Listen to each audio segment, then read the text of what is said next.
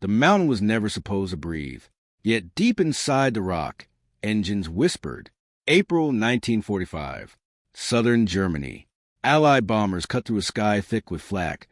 Black bursts clawing at their wings at 25,000 feet. The radio crackles. Tight. Urgent. Bandits? Negative, no visual. But something is wrong. Below them, hidden beneath layers of reinforced concrete and solid mountain, lies a secret the Allies can't see, can't hit, and barely understand. A factory, a hangar, a grave. Inside, row after row of sleek, unfinished jets sit in silence. The most advanced aircraft of the war. The future of aerial combat. Buried alive before it ever had the chance to take flight. No runways. No escape. Just steel, shadows, and 1,800 machines sealed behind stone. As the war above reaches its final, desperate hours, Germany's last gamble isn't fighting in the sky. It's hiding beneath it. And what the Allies would eventually discover inside that mountain would raise a chilling question. What happens when the most powerful air force of tomorrow never gets to exist? The formation tightens as the lead bomber steadies its course. Engines drone in a constant, suffocating rhythm, for propellers carving through freezing air. Frost creeps along the glass of the nose cone. Below, the landscape looks calm, almost untouched, but the gunners know better. Flak, 11 o'clock, low. Black explosions bloom beneath them, rising fast. The aircraft shudders as shock waves ripple through its frame. Somewhere in the distance, a column of smoke curls upward from a rail yard that was hit just minutes ago. Another target erased. And yet, something doesn't add up. Recon photos had suggested heavy industrial movement in this region. Rail lines feeding into the mountains. Convoys disappearing into tunnels and never coming out. No factories. No visible airfields. Nothing. Control. This is red leader. We're over target zone. Confirm coordinates. Static answers back. Because the real target isn't on the map. It's buried. Deep beneath layers of granite and reinforced concrete, hidden from bombs, hidden from sight, lies one of the Third Reich's most desperate and ambitious projects, a vast underground complex carved directly into the mountain itself. Not just a shelter, but a fortress of production.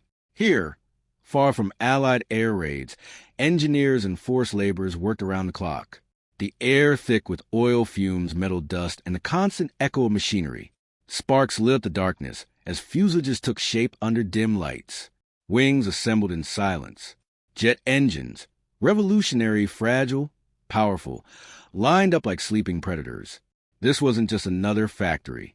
This was where Germany was building the future of air warfare. The jet age, years ahead of its time. Aircraft capable of outrunning anything the Allies could throw at them. Faster than escort fighters. Faster than interception. Designed to strike and vanish before response could even begin. And there were hundreds of them, then thousands. But above ground, the war was collapsing. Fuel shortages, crumbling defenses, cities turning to ash under relentless bombing campaigns. The skies that once belonged to the Luftwaffe were now dominated by Allied formations stretching from horizon to horizon. Down below, inside the mountain, the machines kept coming. Finished, parked, waiting. But for what? No pilots, no fuel, no orders that would ever come. As the Allies closed in from all sides, the entrances to this hidden world were sealed tighter. Not just to protect what was inside, but to hide it, because if these aircraft ever made it into the sky in numbers, even at this late stage, they could have changed everything, disrupting bombing runs, tearing through formations, forcing a deadly rethink of Allied air strategy. But they didn't. Instead, they sat in silence, trapped in darkness, as the war above reached its final violent conclusion. And when Allied forces finally reached the mountain and pried open what had been hidden for so long, what they found wasn't just a factory. It was an entire air force entombed before it ever had a chance to fight. By late 1944, the war in Europe had entered a brutal, decisive phase. The skies over Germany were no longer contested. They were dominated. Waves of Allied bombers, escorted by long-range fighters like the P-51 Mustang and P-47 Thunderbolt, penetrated deep into the Reich. striking factories, rail networks, and oil reserves with relentless precision.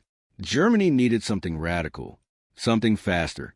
That answer came in the form of the Messerschmitt Me 262, the world's first operational jet-powered fighter. It wasn't just an aircraft. It was a technological leap. At full throttle, the Me 262 could exceed 540 miles per hour, nearly 100 miles per hour faster than the fastest Allied fighters. In a dogfight, speed wasn't just an advantage, it was survival. Allied pilots often reported seeing the jet for only seconds, a blur slicing through formation before vanishing. Its firepower was devastating. For 30 million Malawian kwaches, 108 cannons mounted in its nose could shred a heavy bomber with just a few hits. One pass. That's all it needed. But there was a problem. Actually, several. The engines were fragile, often lasting less than 25 flight hours. Fuel shortages crippled operations, and Allied bombing campaigns had already devastated traditional aircraft factories, making mass production nearly impossible. So Germany adapted. They moved production underground, hidden within mountains and reinforced tunnels. Massive facilities were constructed to shield this next-generation aircraft from destruction. One of the most secretive of these projects involved converting entire mountain systems into assembly lines, protected from bombs, invisible to reconnaissance, and capable of producing jets at scale. Inside these cavernous spaces, the environment was relentless.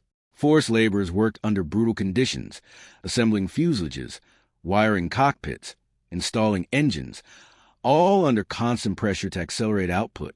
The sound of drilling, welding, and hammering never stopped. Day and night blurred into one continuous push toward an impossible goal. And yet, the aircraft kept coming. Hundreds of Me-262s were completed. Then more. The vision was clear. Unleash them in massive numbers. Overwhelm Allied bombers. Regain control of the skies. There were moments when that vision almost felt real. In March 1945, small groups of Me-262s engaged Allied formations over Germany. Pilots like Adolf Galland led elite jet units, including Jagdverband 44, in desperate attempts to push back the tide. Allied bomber crews feared them. Unlike piston-engine fighters, the Me-262 didn't dogfight in the traditional sense. It struck with speed, dove through formations, fired, escaped before escorts could react. Gunners struggled to track them. Interception became a matter of luck more than skill. But for all its brilliance, the Me-262 arrived too late. Too few pilots were trained to handle its demanding controls. Fuel was rationed to the point where many aircraft never left the ground.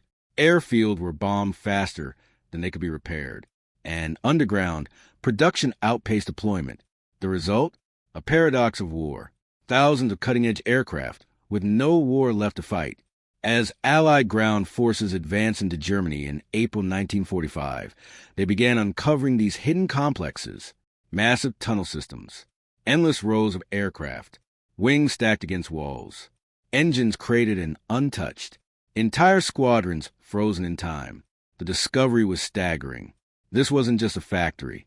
It was an air force that had been built in secret and buried before it could take to the sky.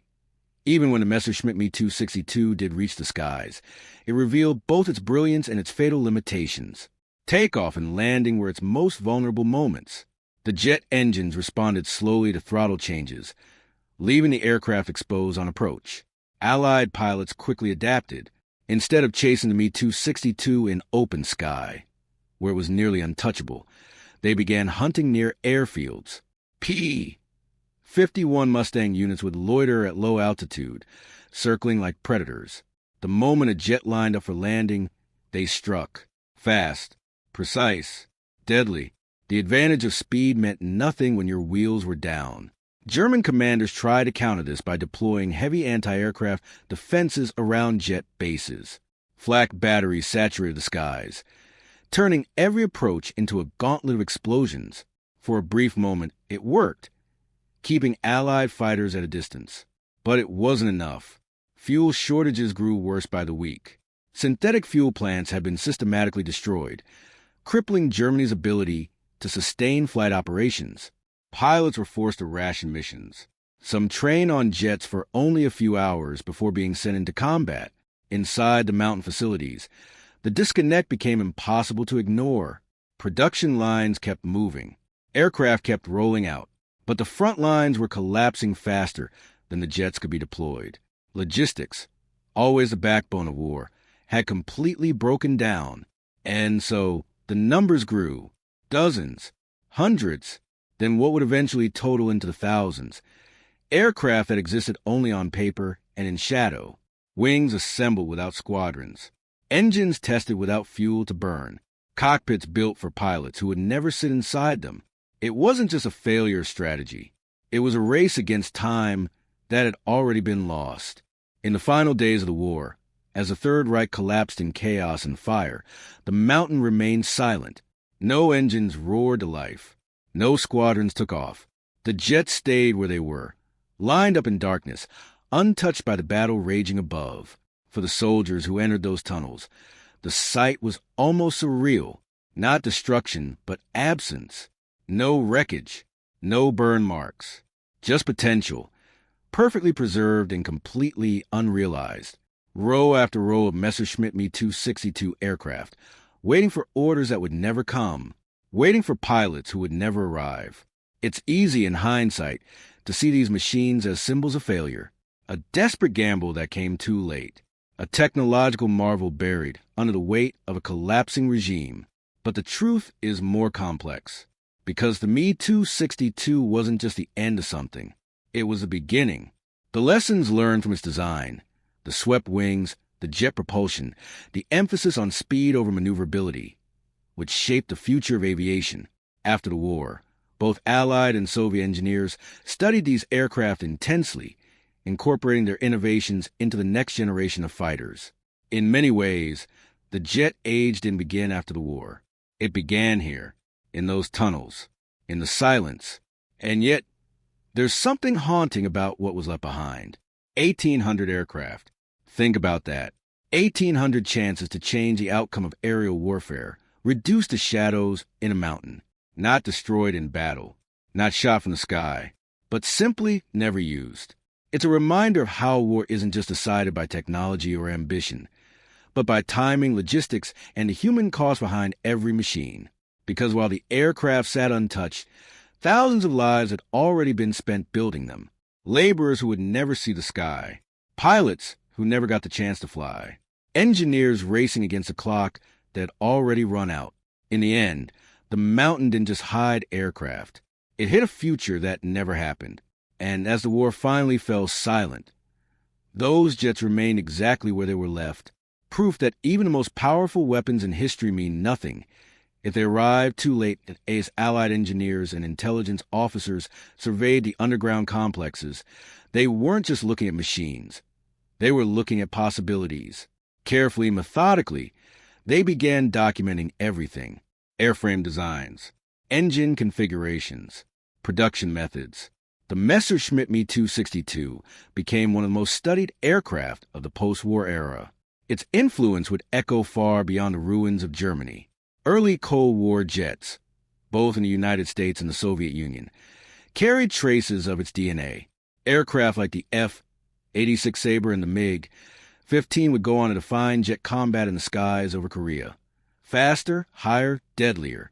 And in many ways, they were answering questions first asked inside those hidden tunnels. But innovation doesn't erase consequence. Because for every technological breakthrough preserved in those mountains, there was a human story buried alongside it. The forced labor that sustained production, the exhaustion, the silence of workers who knew the war was already lost, but had no way out. These weren't just factories. They were prisons of industry. And the jets, lined up in perfect formation, became something almost symbolic. Machines built for dominance, reduced to relics before they could even take their first true place in history. There's a certain irony in that. The most advanced air force Germany ever attempted to build never fought its defining battle. No massive jet formations clashing with Allied bombers. No turning point in the skies. Just isolated engagements. Brief flashes of what could have been. Then nothing. As time moved forward, the world above those mountains rebuilt itself. Nations recovered. New conflicts emerged. Jet technology advanced at an incredible pace. But deep inside those tunnels, for a moment in history, time had stopped. Rows of aircraft, frozen between creation and purpose. A future designed but never realized. And maybe that's the most haunting part of all. Not what those jets did, but what they could have done. Because in war, potential means nothing without execution. And buried beneath stone and silence, those 1,800 aircraft became more than machines. They became a question, a warning, a ghost of a different outcome that never came to pass. A reminder that even the most powerful ideas in history can vanish if the moment to use them slips away forever.